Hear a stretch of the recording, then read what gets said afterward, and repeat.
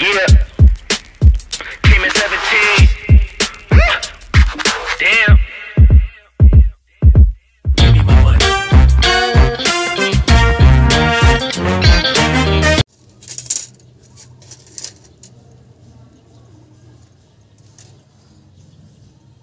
One meter.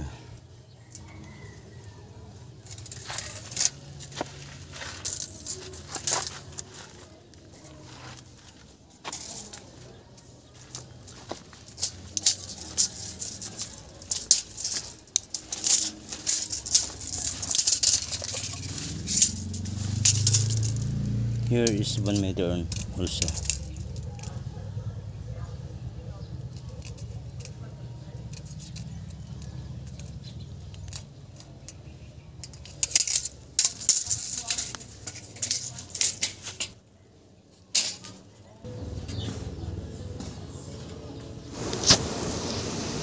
So, umpisahan na natin ngayon. Lagyan ng hollow blocks para matuwid siya. Lagyan natin ng nilagyan natin ng tali para straight ang hollow blocks paglagyan natin para tanim tayo ng dito yung mga gulay natin na yung seedling. Maganda tignan, saka hindi mapata ng mga bata or hindi basta-basta makapasok ang snail kasi maraming snail dito. Ayan, para magandang tignan. Lagyan natin ang harang mula sa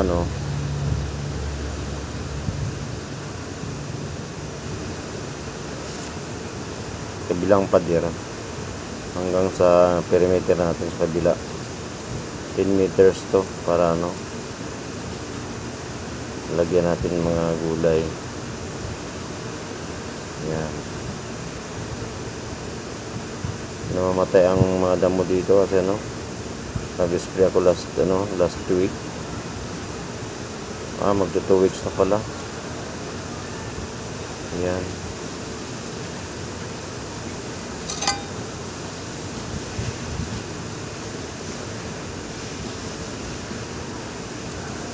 Lagyan ko ng harang para paglagyan natin ng mga manure, mga topsoil kasi ito mabuhangin I'm sure pangit ang lupa. Pangit din ang tubo ng ating mga gulay. Kaya lagyan ng harang para paglagay ng ng lupa at saka mga cow manure sa compost, ihalo natin para hindi siya magkalat. Yan. Pagdarating yung yung garden net garden natin, lagyan sa taas para hindi masyadong mainit. Ibang init dito sa Jinsan.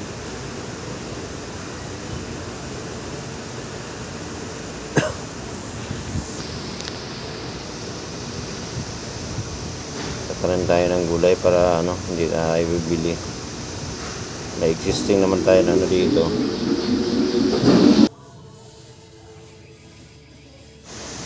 Na existing na tayo na lemongrass dito. At saka itong ibang gulay. So magdagdag na lang tayo. May seeds tayo na doon. Talong, okra, pitsay, at saka yung cucumber. Yung masarap yun. Lagyan natin dito para hindi na tayo bibili. Kaya natin gawin natin para maaliw naman tayo at saka maka-exercise, pawis. Mahirap pag walang ginagawa. Pero may tinanim ako dito na 5 punong grapes. Pero ang isa, namatay ang isa. I'm sure mga ilang buwan mula ngayon, ano na ito, malilima na. Para ang lublaka natin, diyan tayo nag-lublak sa kabila. May harang na daw ng grips natin. Pag iyabong yan, maganda na yan sa ilalim. Pwede na tayo mag-lublak dyan na hindi masyadong mainit. Yan, mga gawain ng mga maraming trabaho talaga, basta mahirap, pero okay lang. At least masaya tayo sa ginagawa natin. Yan, malapit na. So gawin natin, magano tayo, time lapse siguro natin, medyo matagal kasi para hindi makaumay. Yan.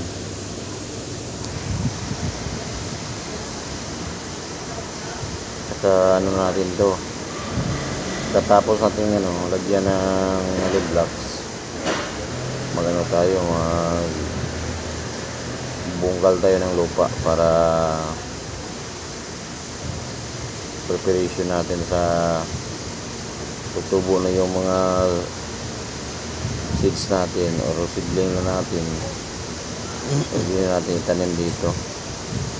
Pero next week, pag panggabi na naman ako, ang schedule ko sa work, lagyan natin ng magandang lupa to, yung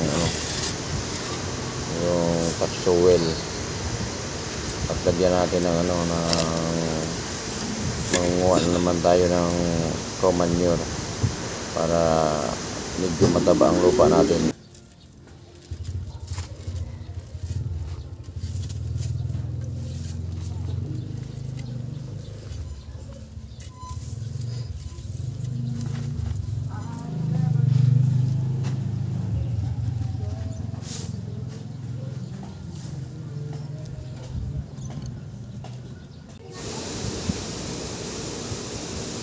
So tapos na natin nilagyan ng hollow blocks, maganda na naman tayo, magbubungkal na naman tayo ng lupa para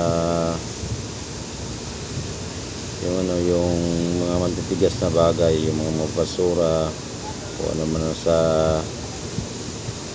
lalim nito, kailangan mainitan o maarawan para mamatay yung mga bakterya.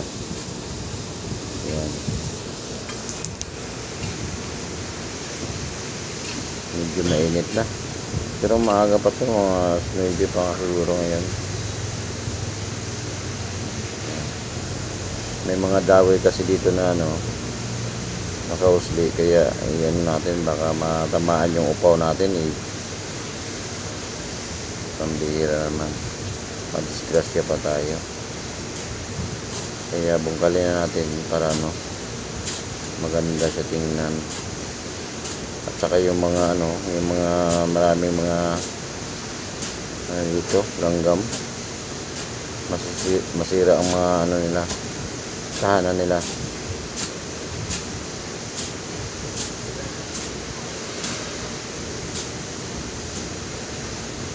Nakakayo kasi pag may ginagawa, tapos magtanim tayo, pagka dating ng ilang buwan makakaani na tayo. So parang interesting.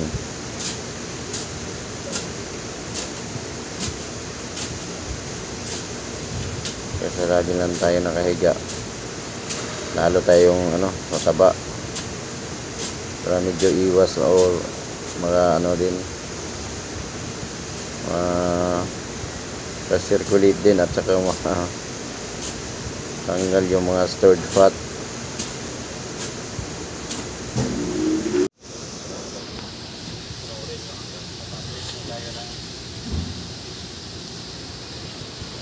Ito, nag time lapse tayo kasi matagal na siya, nakakaumay. time lapse natin para medyo mas madali siya. Sobrang init na, pawisan na talaga. Yan, mas okay na. May tanim na tayo rin ano dito, ang tawag sa ano yan, alugbati. Masarap to sa ano, mga tinula.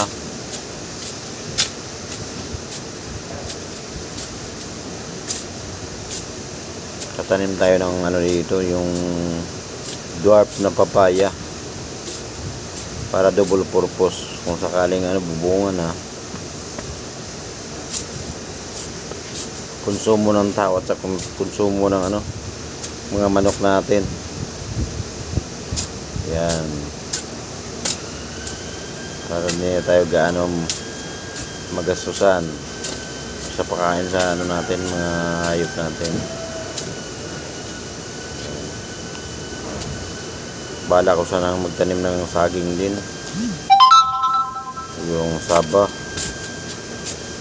Hingi tayo ng ano doon, ng similya, kahit ilang puno lang para dagdag lamig sa ating ano lote.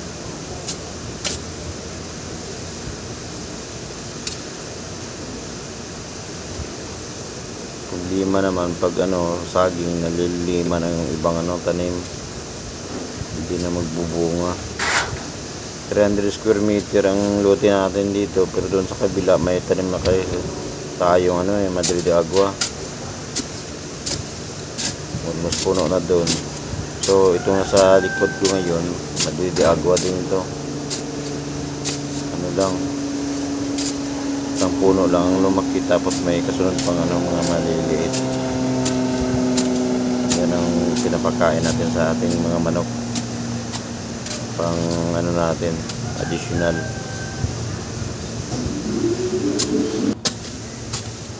So ito na, malapit na tayong matapos, pero marami pa tayong gagawin. Pagkatapos nito magsisidling na ako. Yung mga buto ng gulay, ano natin, ilagay natin sa seedling tray.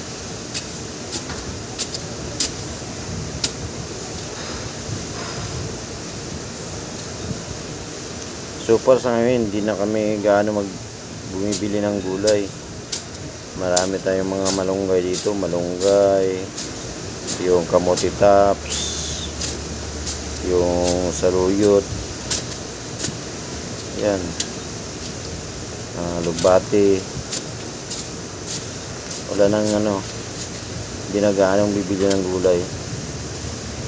Sa malunggay pa lang, kahit araw-araw hindi mo ubos malunggay namin dito. Sobrang dami, kaya dadagdag tayo ng ano, pangsahog, dagdag ba, pangsahog, ano, talong, okra, ayan, ay pitsay din, para wala nang problema sa gulay.